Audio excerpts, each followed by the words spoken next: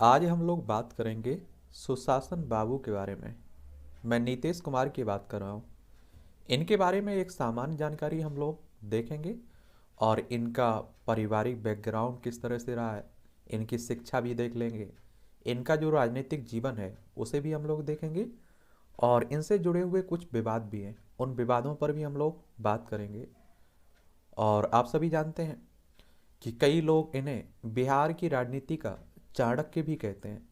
और आप लोग देखते हैं कि सरकार इनकी पार्टी को सीटें कितनी भी मिलें, कुछ भी हो, लेकिन इनका मुख्यमंत्री बनना तय होता है। किसी से भी गठबंधन हो, मुख्यमंत्री यही रहेंगे। तो आप देखेंगे, एक बार बिहार को देख लीजिए। बिहार की बात करें तो आप सभी जानते हैं कि बिहार की राजधानी पटना है।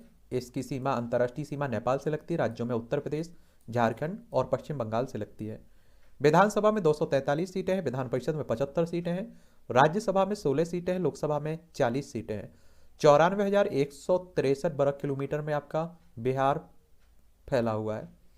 और ऐसा कहा जाता है कि नीतीश कुमार क्या सोचते हैं ये किसी को मालूम नहीं रहता है, ना ही उनकी पार्टी के लोगों को, कार्यकर्ताओं को मालूम रहता है।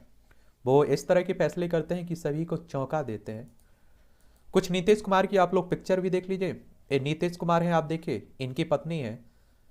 और आप देखेंगे कि इनका बेटा है ये, और ये नीतीश कुमार, क्योंकि आप सभी जानते हैं कि इनकी पत्नी अब हमारे आपके बीच में नहीं है, क्योंकि आप देखेंगे 2007 में उनकी डेथ हो गई थी। ये नीतीश कुमार के बेटे हैं। कौन है? बेटे हैं। अगर हम लोग इनके नाम की बात करें तो आप सभी जानते हैं कि नीतीश कुमार इनका वास्तविक नाम है। इन्हें मुन्ना के नाम से जानते हैं, सुशासन बाबू के नाम से भी लोग जानते हैं। 1 मार्च 1951 में इनका जन्म हुआ था। बख्तियारपुर, बिहार, भारत में इनका जन्म हुआ था। हिंदू है, धर्म इनका हिंदू है। और जाति की बात करें तो अनुसूचित जनजाति से आते हैं, कुर्मी है, एसटी है ये। और आप सभी को मालूम होना चाहिए कि हमारे देश में जब भी किसी व्यक्ति की बात होती है तो उसकी जाति, उसका धर्म पहले देखा जाता है। इनके पिता की बात करें तो कबीराज राम लखन सिंह एक आयुर्वेद थे। और इनकी माता का नाम परमेश्वरी देवी। इनकी पत्नी स्वर्गीय मंजू कुमारी सिन्हा एक शिक्षक थी। और इनके बेटे का नाम निशांत कुमार है। अगर हम लोग नीतीश कुमार की शिक्षा की बात करें तो श्री गणेश हाई स्कूल, बख्तियारपुर, पटना से इन्होंने शिक्षा ली। और विश्वविद्यालय इन्होंने बिहार कॉलेज ऑफ अभियांत्रिकी, पटना साइंस कॉलेज से इन्होंने आगे की शिक्षा ली। और स्नातक किए हुए हैं विद्युत अभियांत्रिकी, यानी कि बीएससी इलेक्ट्रिकल इंजीनियर हैं। इंजीनियर है नीतीश बाबू, ये भी आप लोग याद रखिएगा। और ये नीतीश कुमार हैं, चाहे लालू प्रसाद यादव हों, चाहे इस तरह के सुशील मोदी हों, कई नेता आप देखिए। जेपी, जो नारायण आंदोलन हुआ था ना, इंदिरा गांधी को हार का सामना करना पड़ा था, उसी आंदोलन से निकले हुए सब नेता हैं। भारतीय राजनेता हैं, राजनीति करते हैं। जनता दल संयुक्त जेडीयू से जुड़े हुए हैं, इनकी पार्टी का नाम है। अगर हम लोग इनकी राजनीतिक यात्रा की बात करें तो 1971 में राम मनोहर लोहिया की युवा शाखा समाजवादी युवा सभा के ये सदस्य बने थे पहली बार। फिर 1974 में जेपी आंदोलन में शामिल होने पर उन्हें आंतरिक सुरक्षा अधिनियम के तहत गिरफ्तार किया गया और जेल में भी जाना पड़ा। 1975 में आपातकाल के समय इनकी गिरफ्तारी होती है। 1985 में बिहार विधानसभा के सदस्य बनते हैं। और आप सभी जानते हैं कि आपको विधायक अगर बनना होता है तो आपकी उम्र कम से कम 25 साल होनी चाहिए। अधिकतम उम्र की सीमा नहीं रखी गई है। और विधायकों का चुनाव डायरेक्ट जनता के द्वारा होता है। अगर आपकी उम्र 18 साल हो चुकी होगी तो वोटर सूची में नाम जुड़ चुका होगा, मतदाता बन चुके होंगे, आप लोग वोट डालने भी जाते होंगे। 1989 में बिहार में जनता दल के महासचिव नियुक्त किए गए, साथ ही पहली बार संसद सदस्य के रूप में चुने गए, लोकसभा सदस्य। तो आप सभी जानते हैं कि लोकसभा सदस्य का भी यही है कि अगर आपको चुनाव लड़ना है तो आपकी उम्र कम से कम 25 साल होनी चाहिए। अधिकतम उम्र की सीमा यहाँ भी नहीं रखी गई है। इनका चुनाव भी मतदाताओं के द्वारा होता है। 1990 में आप देखें केंद्रीय कृषि और सहयोग राज्य मंत्री बनते हैं। 1999 में केंद्रीय भूतल परिवहन मंत्री बनते हैं। सन 2000 में वह केंद्रीय कृषि मंत्री बनते हैं। वह पहली बार केवल 8 दिन के लिए बिहार के मुख्यमंत्री बनते हैं, क्योंकि वह बहुमत साबित नहीं कर पाए थे। सन 2001 में वह केंद्रीय रेल मंत्री बनते हैं। 2005 में उन्होंने भाजपा के समर्थन से दूसरी बार बिहार के मुख्यमंत्री के रूप में शपथ ली थी। 2010 में तीसरी बार बिहार के मुख्यमंत्री के रूप में उन्होंने शपथ ली। 2014 में भाजपा के साथ गठबंधन तोड़ने पर उनकी पार्टी को लोकसभा चुनाव में करारी हार का सामना करना था, जिसके कारण उन्हें मुख्यमंत्री पद से इस्तीफा देना पड़ा था। और 2015 में इसी वर्ष उन्हें बिहार के 5वें मुख्यमंत्री के रूप में शपथ दिलाई गई थी।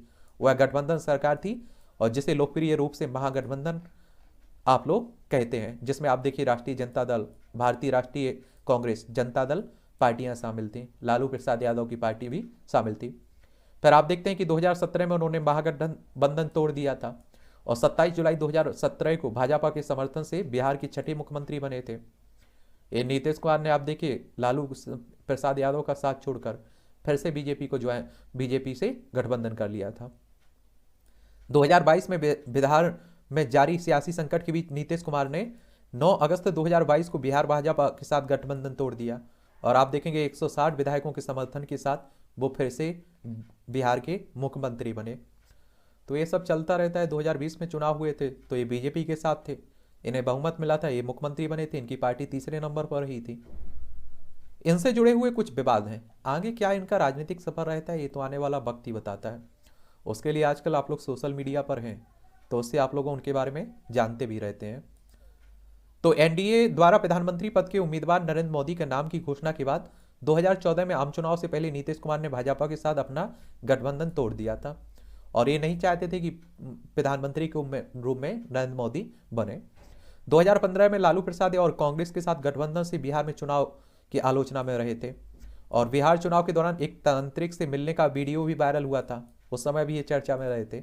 2010 में उनके द्वारा उत्पादक मंत्री जमशेद अशरफ को बर्खास्त करने के बाद अशरफ ने उन पर आरोप लगाया कि वह शराब पर करों की चोरी में शामिल है, जिसके कारण 500 करोड़ रुपए के राजस्व का नुकसान हुआ है। लेकिन एक बात आप लोगों को बता दूं, कितनी भी इनकी आलोचना होती रहे, कुछ भी होती रहे, जो सही है वो सही है। नीतीश कुमार ने बड़ा एक तरह से कदम उठाया शराबबंदी को लेकर। कितनी आप देखें शराबबंदी हुई है या नहीं हुई है ये अलग मैटर है, लेकिन एक बड़ा कदम होता है उठाना, क्योंकि आप देखिए अन्य राज्य में कोई मुख्यमंत्री इस तरह का कदम नहीं उठा सकता है और जिनने कदम उठाया उनके यहाँ इस तरह की शराबबंदी लागू भी नहीं हो पाई, क्योंकि बहुत बड़ा राजस्व हानि होती है इसके कारण, इसलिए कोई राज्य नहीं कर पाता है। समझ रहे हैं आप लोग, बिकती रहती है, अगर बंद के नाम पर आप देखें कह भी दिया जाता है और इसीलिए कहते हैं कि महिलाओं का वोट भी नीतीश कुमार को मिलता है। बिहार के मुख्यमंत्री की नियुक्ति और बर्खास्तगी में जीतन राम मांझी ने नीतीश कुमार पर विवादित पर टिप्पणियां भी की थी और आप लोगों को बता दूं कि नीतीश कुमार पर व्यक्तिगत रूप से अभी तक तो कोई भ्रष्टाचार का इस तरह का मामला नहीं साबित हो सका। आरोप लगना अलग बात होती है, आरोप सिद्ध होना जमीन आसमान का फर्क रहता है। राजद कांग्रेस के साथ गठबंधन तोड़ने पर उन्होंने 24 घंटे में बिहार में सरकार बनाई थी, भाजपा का समर्थन प्राप्त किया था, तो उस समय भी चर्चा में रहे थे। तो कहते हैं ना कि वो आप लोगों ने एक बचपन में देखा होगा कि बैट बॉल जिसका रहता है वही एक तरह से आप देखेंगे पहले खेलता है फिर बैटिंग करता है। तो नीतीश कुमार का यही हाल है कि कोई भी किसी के साथ भी गठबंधन करें, कुछ भी करें, मुख्यमंत्री यानी कि दूल्हा हमें बनना है, मतलब बनना है, एक क्लियर रहता है। तो एक शॉर्ट बायोग्राफी आप लोग कह सकते हैं कि नीतीश कुमार की है। और बताइए किसी के बारे में अगर बात करनी हो तो उसका नाम आप लोग बता सकते हैं, उसके बारे में भी हम लोग बात कर लेंगे और जानते रहेंगे। ठीक है।